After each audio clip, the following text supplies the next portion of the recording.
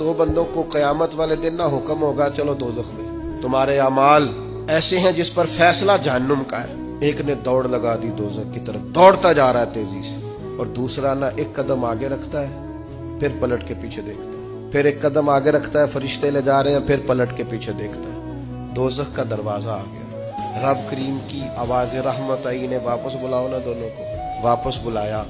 सारा कुछ जानने वाला रब पूछता है, वो जो दौड़ के गया था उससे पूछता है दौड़ के क्यों गया तू? वो कहता है मालिक जिंदगी में तेरी मानी कोई नहीं, सोचा चलो आज ही मान लूं। अल्लाह की रहमत को जोश आया, फरमाया इसे तो भेजो ना जन्नत में।